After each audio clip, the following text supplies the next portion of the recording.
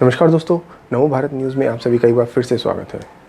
दोस्तों, आज भारत बहुत ही तेज़ी से प्रगति कर रहा है, जितना कि पिछली सरकारों ने कभी सोचा भी नहीं होगा।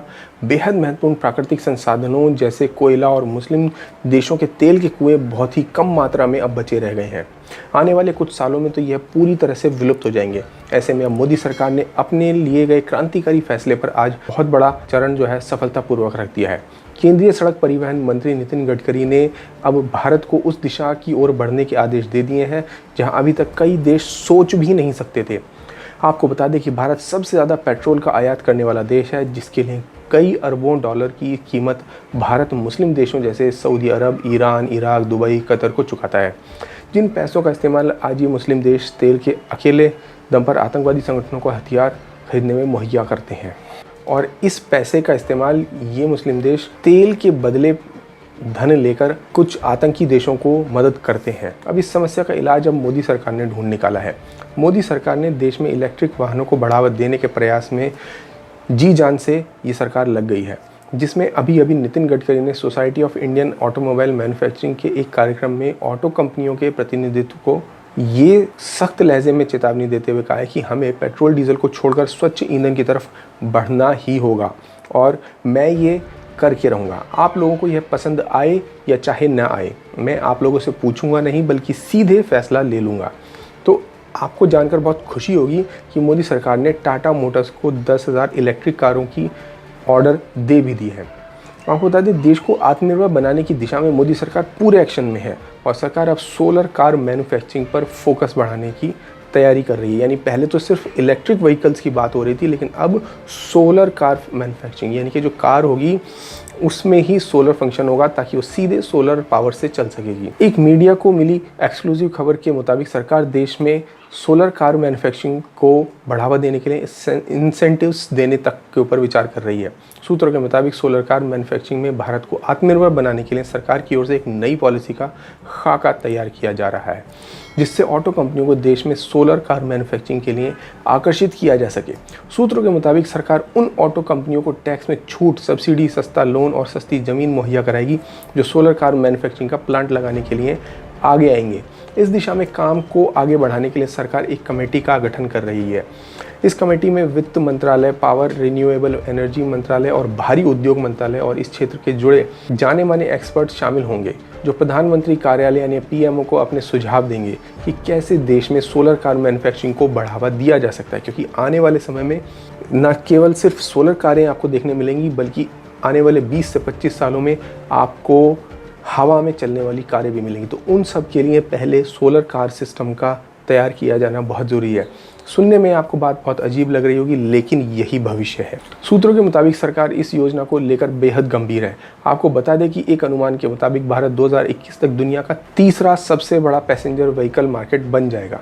ऐसे में सोलर मार्केट को लेकर सरकार को भी बड़ी संभावनाएं दिखाई देती हैं। फिलहाल Tata Motors, TVS Motors, Mahindra group के पहले से ही सोलर प्लांट्स हैं, और गडकरी ने कार कंपनियों को भी या उनके प्रतिनिधियों को भी साफ साफ कह दिया है कि अब आपकी सुनी नहीं जाएगी, आपको सरकार और जनता की सुननी होगी। उन्होंने कहा कि वे पेट्रोल और डीजल की कारों को अब कम करने के लिए कड़े कदम उठाएंगे। उन्होंने सख्त चेतावनी दी कि कार कंपनियों को अब इलेक्ट्रिक व्हीकल बनाने पर फोकस करना चाहिए।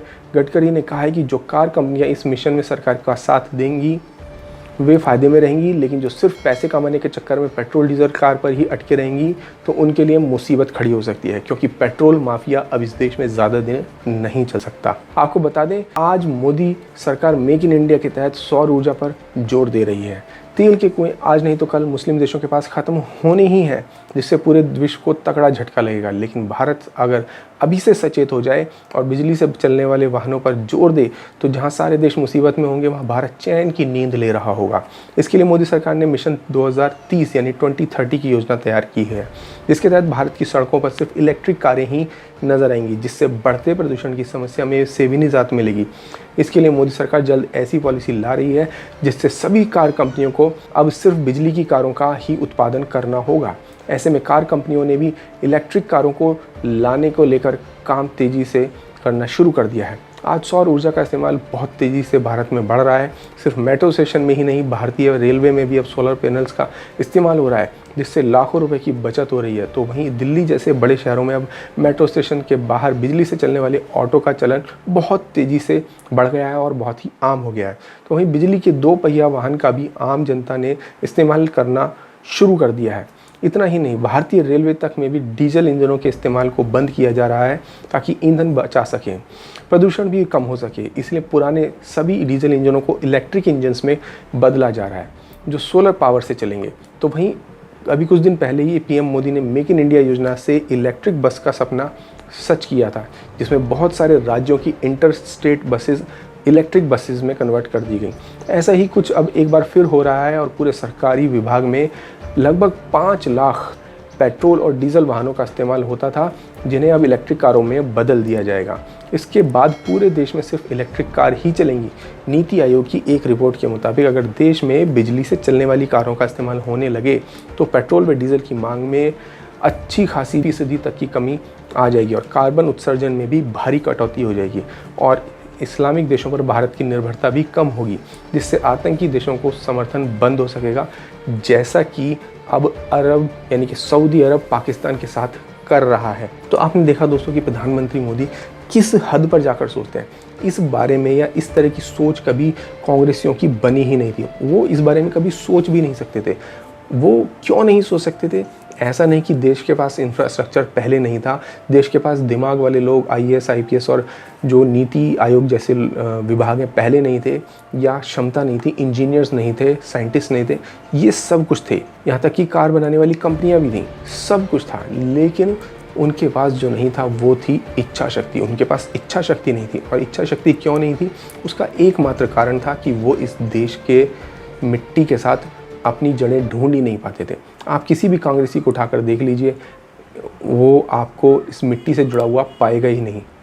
आपको बता दें कि 1947 में भी जब सत्ता कांग्रेस के हाथों में अंग्रेज़ों से हस्तांतरण हुई, तब भी उन्होंने अपने आप को एक राजा से कम नहीं माना था। तब से लेकर आज तक राजा और राजकुमार की ही लड़ाई चल रही है। आज भी देख लीजिए कांग्रेस की जो वर्किंग कमेटी है उसमें भी निर्णय नहीं हो सका कुछ भी, और केवल घूम फिर के बात वहीं आ गई और जो अंतरिम अध्यक्ष है वो सोनिया गांधी ही रह गई। और अगर मान लीजिए कल कोई बदल भी जाती है तो क्या होगा? सत्ता एक के हाथ से उठकर दूसरे के हाथ में आ जाएगी और कांग्रेस का जो अध्यक्ष है वो राहुल गांधी को बना दिया जाएगा। यानी इन्हें सिर्फ अपनी कुर्सी और अपनी ताकत से प्यार है, वरना इतने सालों में राजनेता रहते हुए इनके पास इतनी बड़ी धन की शक्ति कहाँ से आ गई कि सोनिया गांधी जैसी महिला वो दुनिया की सबसे अमीर महिलाओं में शुमार होने लगी। तो दोस्तों, आपका इस पूरी खबर पर क्या विचार है और देश में इलेक्ट्रिक व्हीकल्स के क्या भविष्य हो सकता है, इस बारे में हमें कमेंट बॉक्स में लिखकर ज़रूर बताएं और वीडियो ज़्यादा से ज़्यादा शेयर करें, क्योंकि यही फ्यूचर की खबर है। धन्यवाद। जय हिंद। वीडियो को लाइक, सब्सक्राइब और शेयर करना ना भूलें। अपने विचारों को कमेंट बॉक्स में लिखकर हम तक जरूर पहुंचाइए।